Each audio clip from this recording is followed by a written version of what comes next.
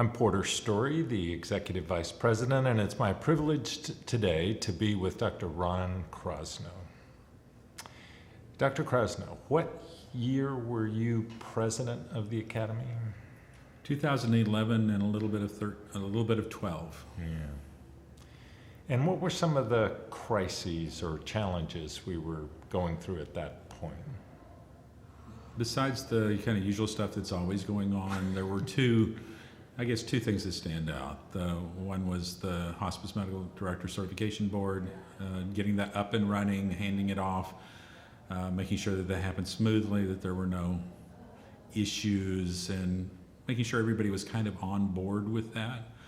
And that kind of dovetails a little bit into the second issue, which was the kind of festering, smoldering, ongoing H versus P, hospice versus palliative kind of stuff that's gone on since I first got involved with the Academy.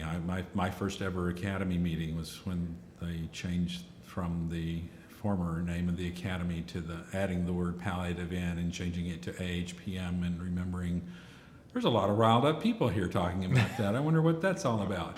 And now it finally kind of came to a head during the time I was serving as president. Wow. Yeah, there was still all kinds of different people doing this work, looking at the world through different lenses. But as you look ahead over the next decade or two, what do you see as our principal challenges and opportunities?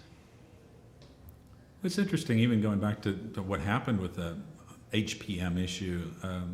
There's a whole new generation of hospice and palliative medicine specialists that's the name of their specialty, and they're fine with it, and making sure that everybody's recognizing that, and it's not so much H versus M anymore. It's going back to the HPM versus the rest of the medical profession, and understanding our role in that, and making sure what we're doing, no matter what practice setting, it's palliative care, and that's different from what a lot of other folks are doing, but also the same as what a lot of other folks are doing, and making sure that jives up well, and that we partner instead of being at each other's throat. I mean, there's no reason to be, there's lots of reasons not to be at each other's throats. Yeah, there are going to be plenty of people for us to take care of. It's just how to do it well.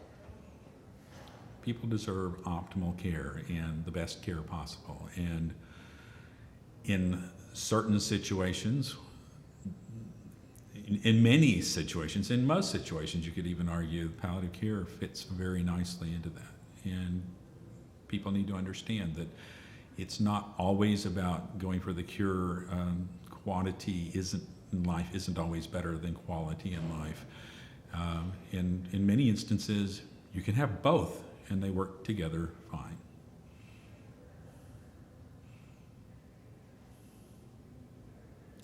I'm a man of few words. I don't usually run on very well. Sorry.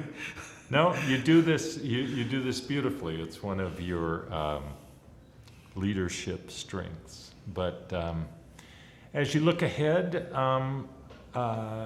our leaders in the future are going to need different sort of skill sets than some of the pioneers in the past. What kind of characteristics do you think our future leaders will need? Principal among those is being able to capture the big picture, and the big picture has changed in the last few years, and it's changed from making the specialty work to making the specialty fit in and expand across all necessary niches that it could work into. And having that big picture viewpoint, I've been very fortunate in my work experience that, for heaven's sake, I'm a small town family practice doc from Texas, and for some reason I seem to have some capability to grab the big picture even from a small place. And that's why I've gone from a little country doc from Texas to a doc who's leading one of the larger organizations in the country from a physician standpoint in the hospice world. And that kind of skill set is not easily taught. I happen to come to it naturally, but it certainly needs to be developed, fostered, and expanded across our future generation of leaders. And figuring out how to do that, if I could bottle it and sell it, I'd be rich. A lot of people have been saying that for a long time, but it's not that hard. It's a matter of experiential encounters so that you actually see that it's more than your practice location. And it's really been neat working with the Academy. The Academy's helped me in my regular job. My regular job's helped me in the Academy, seeing how hospices operated from the small mom and pop to the large corporate to the large nonprofit. In a region, they all work very differently. They've got the similarities, but understanding the strengths and weaknesses and how those blend. The same is true for any other field within either hospice and palliative medicine or medicine in general. And it's really an area that's been lacking in physician executives. I've recently started looking at some of the American College of Physician Executive materials and thinking, my gosh, I've been kind of doing some of that stuff. And realizing that there is a literature behind it, there's a growing body of teaching behind it, and that's what the future generation of leaders in our hospice and palliative medicine field really need to know about. Well, we're sure hoping the AAHPM can be helpful to them as they grow and develop, and working towards that. But any final thoughts for our listeners about the Academy and where it's going? It's amazing watching the Academy from that first meeting that I went to, and it was, the whole meeting fit on a large porch at a hotel, and going from that to a meeting that's got 2,600 attendees or whatever it is today. And that's just a small fraction of the whole hospice and palliative medicine physician and nurse leadership and other discipline leadership and rank and file. And it's just been so rewarding being even a small part of that and watching it happen. It's like watching kids grow up. It's just wonderful.